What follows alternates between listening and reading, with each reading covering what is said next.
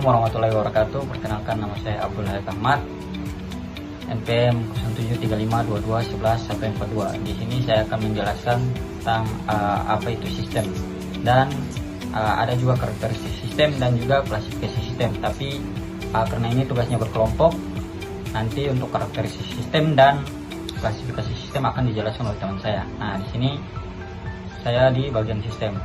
Nah, pertama itu apa itu sistem? Sistem itu berasal dari bahasa Latin, yaitu sistema, dan Yunani systema.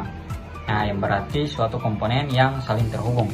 Nah, di sini definisi sistem yaitu sekumpulan elemen atau komponen yang saling berinteraksi untuk mencapai tujuan tertentu. Misalnya contohnya yaitu sistem tata surya, sistem pencernaan, dan sistem komputer. Nah, di sini mengapa sistem itu penting?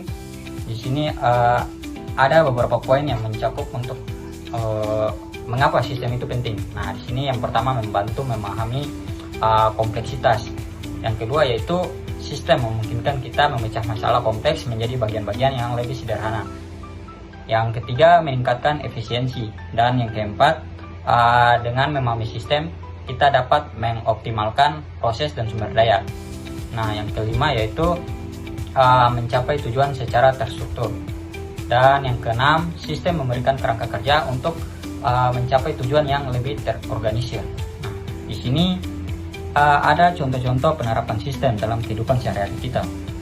Yang pertama atau sering kita gunakan itu sistem komputer. Nah, untuk komponennya yaitu terdiri dari hardware, software, dan user. Nah, tujuannya di sini yaitu memproses data dan juga mencari informasi. Nah, untuk yang kedua yaitu sistem pendidikan, di mana pendidikan ini yang sering kita jalani pada proses sekarang kita ini, yaitu untuk komponennya yaitu guru, siswa, kurikulum, dan fasilitas. Nah, untuk kehidupan di kampus bisa berupa dosen, mahasiswa, kurikulum juga, dan fasilitas kampus. Nah, untuk tujuannya yaitu meningkatkan kualitas pembelajaran. Nah, untuk yang ketiga yaitu sistem ekosistem, yang komponennya yaitu terdiri dari tumbuhan, hewan, dan juga lingkungan. Nah, untuk tujuannya yaitu menjaga keseimbangan alam. Nah, mungkin itu saja dari saya.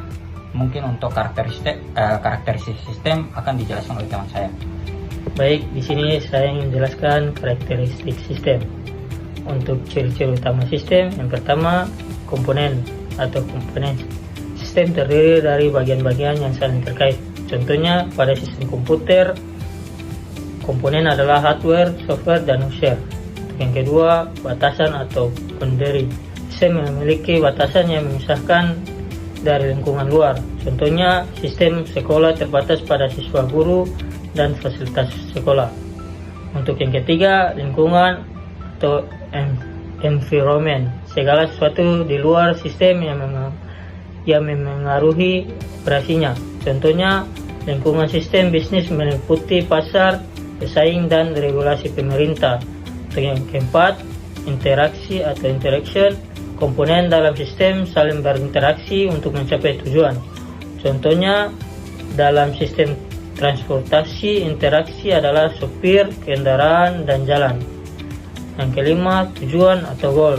Sistem memiliki tujuan yang ingin dicapai. Contohnya, tujuan sistem pendidikan adalah meningkatkan kualitas dan pembelajaran. Baik, untuk selanjutnya akan dijelaskan oleh baik, di sini saya akan menjelaskan apa itu klasifikasi sistem, di mana pada video sebelumnya teman saya sudah menjelaskan apa itu pengertian sistem dan karakteristik sistem, dan di sini saya akan menjelaskan apa itu klasifikasi sistem. Nah, berdasarkan sumber yang saya baca bahwa klasifikasi sistem adalah sebuah pengelompokan komponen-komponen sistem berdasarkan sudut pandang tertentu. Nah, kita bisa dapat mengelompokkan berbagai jenis klasifikasi sistem berdasarkan kategorinya, di mana yang pertama atau yang ke satu yaitu berdasarkan sifatnya. Nah, di komponen yang pertama ini terbagi menjadi dua, yaitu sistem fisik dan sistem abstrak atau physical system. Nah, physical system atau sistem fisik ini sebuah sistem yang terdiri dari benda nyata, di mana contohnya seperti mesin, kendaraan, gedung. Nah, itu adalah sistem fisik yang kita bisa lihat dengan nyata. Kemudian ada abstract system atau biasa disebut juga sistem yang berupa konsep atau ide. Nah, ini tidak berupa fisik karena berdasarkan ide daripada orang yang membuatnya, hanya berupa ide dan konsep yang disusun. Kemudian yang kedua,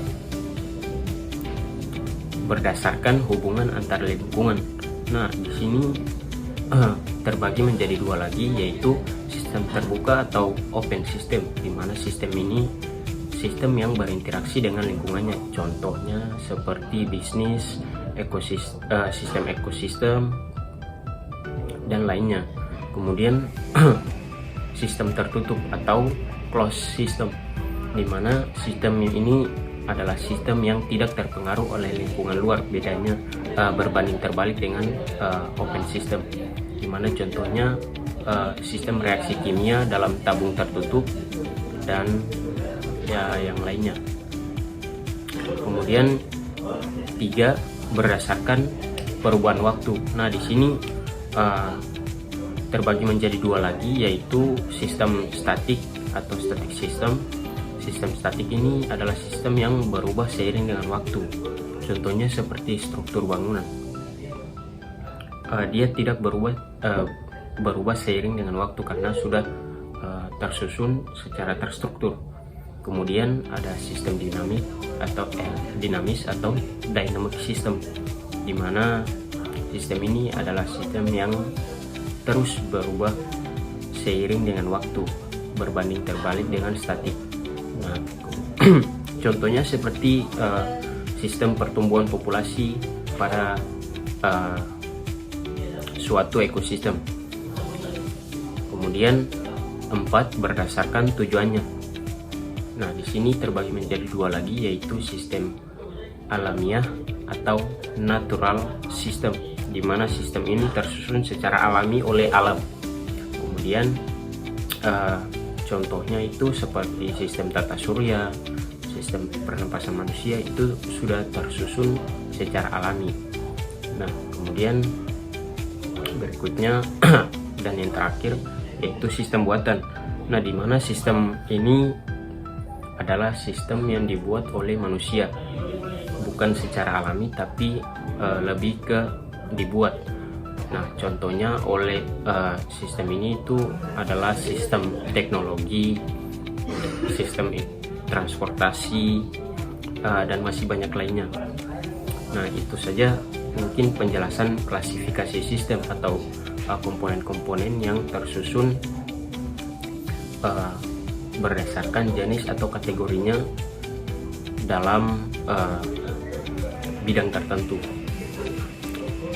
Terima kasih. Saya akhiri dengan wabillahi taufiq wal hidayah. Wassalamualaikum warahmatullahi wabarakatuh.